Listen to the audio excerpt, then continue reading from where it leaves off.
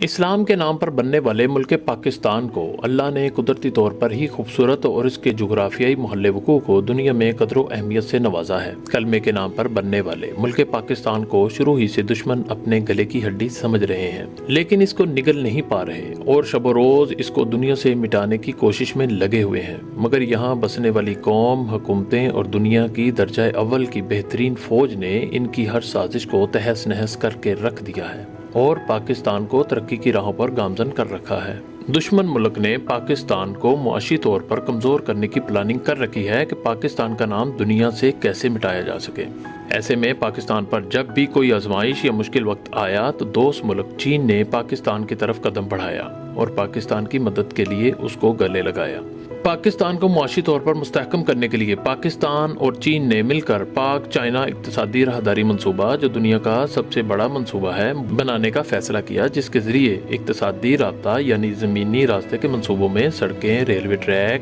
تیل اور gas pipe lines اور اس سے منسلک کئی دیگر منصوبے مکمل کیے جائیں گے۔ اس کے علاوہ سمندری نیٹ ورک کے ذریعے بندرگاہوں اور ساحلی علاقوں میں انفراسٹرکچر منصوبوں کو زمینی راستوں سے مربوط کرنے کا پروگرام بھی ہے، تاکہ جنوبی اور جنوب مشرقی ایشیا سے لے کر مشرقی افریقہ تک اور بحیرہ کلزم تک تجارتی راستوں کا وسیع اور مربوط نظام قائم کر دیا جائے، جس سے پاکستان اور چین کو دنیا تک رسائی ممکن ہو سکے گی۔ سی پیک پاکستان کی خوشحالی اور امن کا ایسا منصوبہ ہے جو پاکستان کو پوری دنیا سے ملائے گا۔ سی پیک منصوبے سے صرف پاکستان استفادہ نہیں کرے گا بلکہ چین بھی معاشی ترقی کی بلندیوں کو چھوئے گا۔ اگر یہ منصوبہ پایہ تکمیل تک پہنچ گیا تو ایک اندازے کے مطابق پاکستان کو صرف ٹول ٹیکس کی مد میں ہی 20 سے 25 ارب ڈالر کی آمدن حاصل ہوگی۔